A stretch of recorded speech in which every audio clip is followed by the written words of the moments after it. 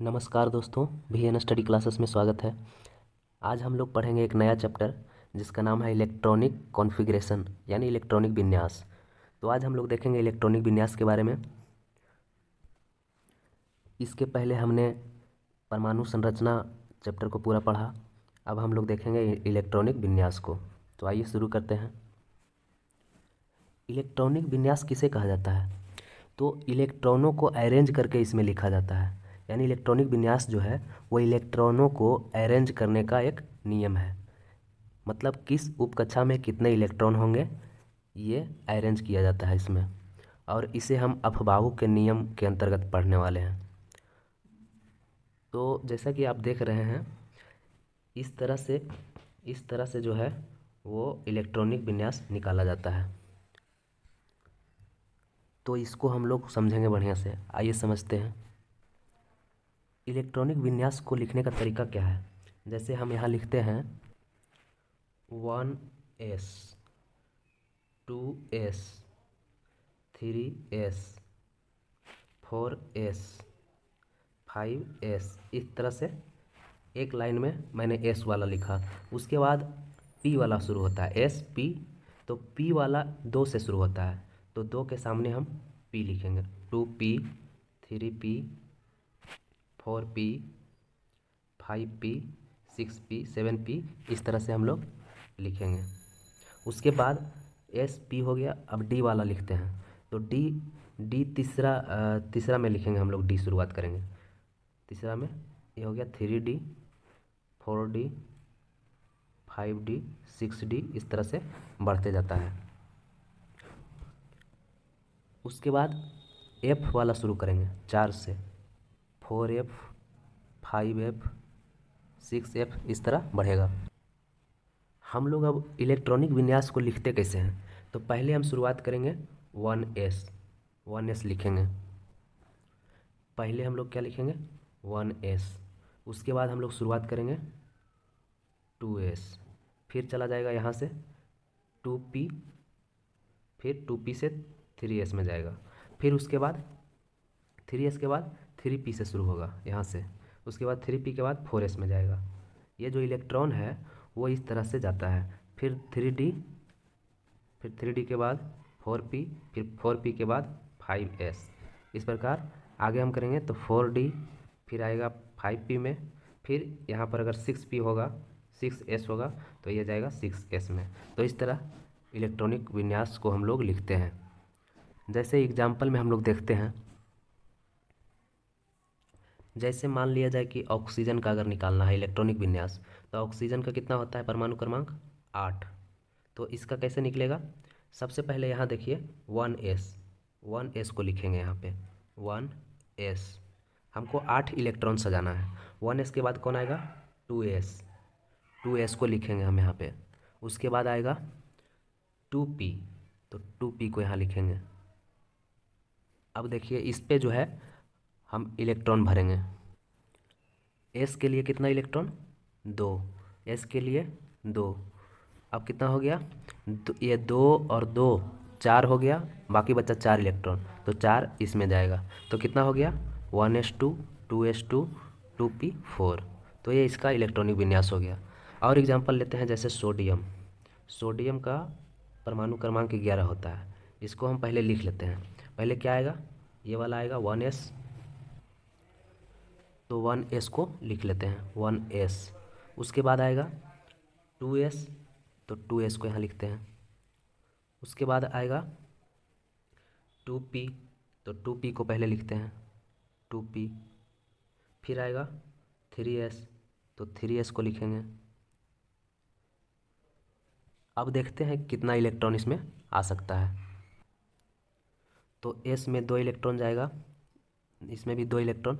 p में कितना क्षमता है 6 का, तो इसमें 6 इलेक्ट्रॉन। देखिए अब टोटल हो गया 2 2 4 और 6 10, बाकी बचा 1 इलेक्ट्रॉन, तो 1 इसमें चला जाएगा। तो ये हमारा हो गया सोडियम का इलेक्ट्रॉनिक विन्यास। उसी प्रकार और किसी का निकालते हैं, जैसे एल्युमिनियम का निकालते हैं। एल्युमिनियम का होता है परमाणु क्रमांक 13। तो इसका इलेक्ट्रॉनिक विन्यास निकालने के लिए सबसे पहले हम लोग इसको सजाएंगे 1s 2s 2p 3s, और 3s के बाद क्या है, तो 3s के बाद 3p। मुझे लगता है इतना में हो जाएगा, देखते हैं। इसमें जाएगा 2 इलेक्ट्रॉन, 2 इसमें 4 हो गया, और 6 इसमें जाएगा 10 हो गया, और 2 इसमें जाएगा 12 हो गया। बाकी बचा 1 इलेक्ट्रॉन, तो 1 इसमें चला जाएगा। तो ये हो गया एल्युमिनियम का इलेक्ट्रॉनिक विन्यास। इलेक्ट्रॉनिक विन्यास से हम लोग मुख्य क्वांटम संख्या भी ज्ञात कर सकते हैं। वो कैसे, तो आइए देखते हैं। तो एग्जाम्पल में जैसे लेते हैं एल्युमिनियम, तो एल्युमिनियम का कितना होता है 13, इसका परमाणु क्रमांक 13 होता है। तो क्वांटम संख्या निकालने के लिए, मुख्य क्वांटम संख्या अगर निकालना हो तो उसके लिए इलेक्ट्रॉनिक विन्यास हमें आना चाहिए, पता होना चाहिए। तो एल्युमिनियम का पहले इलेक्ट्रॉनिक विन्यास निकालते हैं। एल्युमिनियम का क्या हो जाएगा 1s, पहले लिख लेते हैं 1s, 2s, 2s, 2p, 3s, 3p। अब इसमें हम इलेक्ट्रॉन भरेंगे, तो इसका हो जाएगा 2, 2, 6, 2, ये कितना हो गया 2, 2, 4 और 6 10 और 2 12, एक इसमें आ जाएगा 13। देखिए इलेक्ट्रॉनिक विन्यास से मुख्य क्वांटम संख्या भी ज्ञात कर सकते हैं। जैसे अगर पूछेगा कि इसमें 5वें इलेक्ट्रॉन का मुख्य क्वांटम नंबर क्या है, इसमें अगर पूछेगा कि मुख्य 5वें इलेक्ट्रॉन का मुख्य क्वांटम संख्या क्या होगा, तो इसमें 5वां इलेक्ट्रॉन 2p6 में जाएगा। देखिए ये 2 हो गया, 2 4 हो गया, 4 के बाद 5वां तो इसी में जाएगा 2p वाला में, तो जो 5वां इलेक्ट्रॉन है वो 2p6 वाला में जाएगा। इसलिए मुख्य क्वांटम नंबर इसका ये वाला जो होता है 2 हो गया। कितना हो गया, मुख्य क्वांटम संख्या कितना हो गया, मुख्य क्वांटम संख्या 2 हो गया। अगर पूछता कि इस चौथे इलेक्ट्रॉन का मुख्य क्वांटम संख्या क्या होगा, तो देखिए ये 2 हो गया और 2 4, चौथा इलेक्ट्रॉन इसमें आया, तो चौथे का अगर पूछता तो ये भी 2 है, तो ये इसका भी 2 हो जाता, और इसका भी देखिए 2 है। 5वां का पूछा तो 5वां इसमें जाएगा 2p6 में, तो इसका भी मुख्य क्वांटम संख्या 2 हो जाएगा। अगर इसी में पूछ लेता कि 11वें इलेक्ट्रॉन के लिए मुख्य क्वांटम संख्या क्या होगा, तो देखिए ये 2 हो गया, 2 4 हो गया और 6 10 हो गया, तो 11वां इसमें आएगा, यानी 3s वाला में आएगा, तो 11वें इलेक्ट्रॉन के लिए मुख्य क्वांटम संख्या 3 हो जाएगा। तो इस प्रकार हम लोग मुख्य क्वांटम संख्या निकाल सकते हैं, यानी कि जिस उपकक्षा में वह इलेक्ट्रॉन गया है उसका क्वांटम संख्या उसकी कक्षा की संख्या ही होती है। ये वाला जो कक्षा की संख्या होती है यही होता है मुख्य क्वांटम संख्या। क्रोमियम का अगर निकालते हैं, क्रोमियम का अगर इलेक्ट्रॉनिक विन्यास निकालते हैं तो इसका होता है 24, परमाणु क्रमांक 24 होता है। तो इसका क्या हो जाएगा, पहले तो हम इसको लिख लेते हैं। पहले क्या आएगा 1s, तो 1s लिखेंगे। फिर क्या आएगा 2s, 2s लिखेंगे। फिर क्या आएगा 2p, तो 2p लिखेंगे 2p।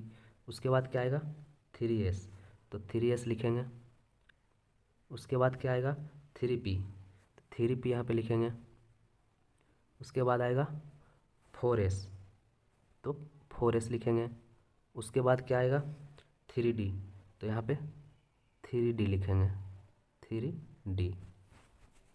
अब देखिए इसका हमको निकालना है इलेक्ट्रॉनिक विन्यास, तो क्या हो जाएगा इसमें, सबसे पहले हम इलेक्ट्रॉन भरते हैं। इसमें 2 इलेक्ट्रॉन हो जाएगा, इसमें 2 हो जाएगा, s में 2, p में 6, s में 2, p में 6, s में 2।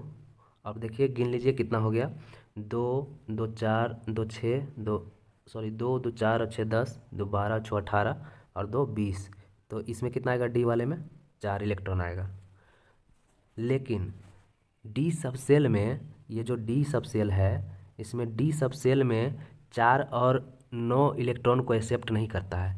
डी जो सब सेल है ये 4 और 9 को एक्सेप्ट नहीं करता है, 4 और 9 को नहीं रखता है। इसलिए डी के बगल वाला जो ये है 4s2, इसको या तो एक इलेक्ट्रॉन देना चाहेगा या फिर एक इलेक्ट्रॉन ले लेना चाहेगा उससे।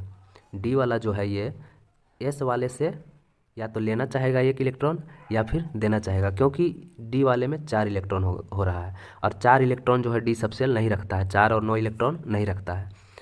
लेकिन देखिए 4s2 वाले में 4s2 के पास ऑलरेडी पहले से पूरा इलेक्ट्रॉन भरा हुआ है, एस में तो 2 ही रहेगा तो उसमें ऑलरेडी भरा हुआ है, इसलिए यह लेना नहीं चाहेगा, एस वाला जो है लेना नहीं चाहेगा। तो एस वाला क्या करेगा, एक इलेक्ट्रॉन डी वाले को दे देगा, तो डी वाले का भी काम पूरा हो जाएगा, यानी कि डी वाला भी स्टेबल हो जाएगा। अगर इसमें 4 डी सबसेल में अगर 4 इलेक्ट्रॉन और 9 इलेक्ट्रॉन रहता है तो वो स्टेबल नहीं रह पाता है, इसलिए या तो फिर वो एक इलेक्ट्रॉन दूसरे को दान देता है या फिर दूसरे से ग्रहण करता है। तो यहाँ पर देखिए ये दान तो दे नहीं सकता क्योंकि एस के पास तो ऑलरेडी पहले से है पूरा भरा हुआ, तो ये क्या करेगा, एस से एक इलेक्ट्रॉन ले लेगा। तो ये इलेक्ट्रॉनिक विन्यास तो अफबाउ नियम के अनुसार ये सही है, लेकिन ये इलेक्ट्रॉनिक विन्यास गलत हो जाएगा। तो इसका सही इलेक्ट्रॉनिक विन्यास क्या होगा, तो ये यहाँ तक तो सही रहेगा, यहाँ तक सही रहेगा, और यहाँ ये जो दोनों है ये दोनों क्या हो जाएगा, 4s1 3d5, क्योंकि डी वाला एस से एक इलेक्ट्रॉन ग्रहण कर लिया है। तो इस प्रकार क्रोमियम में होता है। एक और होता है कॉपर में, उसको भी समझते हैं हम लोग। तो कॉपर का कितना होता है, कॉपर का परमाणु क्रमांक 29 होता है, कॉपर का परमाणु क्रमांक 29। इसका इलेक्ट्रॉनिक विन्यास हम लोग निकालेंगे तो कितना हो जाएगा, पहले तो इसको हम लिख लेते हैं 1s 2s 2p 3s 3p 3p 4s 3d। अब इस पे हम इलेक्ट्रॉन सजाते हैं, तो एस में हो जाएगा 2, इसमें भी 2 6 2 6 2। अब देखिए गिन लीजिए, 2 2 4 और 6 10, 2 12 और 6 18 और 2 20, बाकी बचा 9, तो 9 इसमें चला जाएगा। लेकिन ये अफबाऊ के नियम के अनुसार तो ये इलेक्ट्रॉनिक विन्यास सही हो गया, लेकिन डी का क्या मामला है कि डी सबसेल में जो है वो 4 इलेक्ट्रॉन और 9 इलेक्ट्रॉन को नहीं रखता है। तो ये क्या करेगा, डी ये एक इलेक्ट्रॉन एस को देना चाहेगा, तो एस तो लेगा नहीं क्योंकि एस के पास पहले से 2 इलेक्ट्रॉन पूरा है। तो क्या करेगा, एस जो है इसको एक इलेक्ट्रॉन दे देगा, तो ये स्टेबल हो जाएगा। तो इसका क्या हो जाएगा, कॉपर का इलेक्ट्रॉनिक विन्यास 1s2 2s2 2p6 3s2 3p6 4s 3d। अब देखिए ये एस जो है एक इलेक्ट्रॉन दे देगा इसको डी को, तो इसके पास कितना रह जाएगा, एक इलेक्ट्रॉन, और डी के पास कितना हो जाएगा, 10 इलेक्ट्रॉन। तो इसका सही हो जाएगा, इस पे कितना हो गया, 10 इलेक्ट्रॉन। अब ये हो गया सही, ये हमारा बिल्कुल सही इलेक्ट्रॉनिक विन्यास निकला कॉपर का। तो इस प्रकार से हम लोग इलेक्ट्रॉनिक कॉन्फ़िगरेशन को निकाल सकते हैं। तो दोस्तों आज का क्लास कैसा लगा, आज का ये पहला पार्ट था, इसके आगे मैं और डिटेल से समझाऊंगा क्वांटम संख्या और इलेक्ट्रॉनिक विन्यास के बारे में। तो मिलते हैं नेक्स्ट वीडियो में, तब तक के लिए जय हिंद।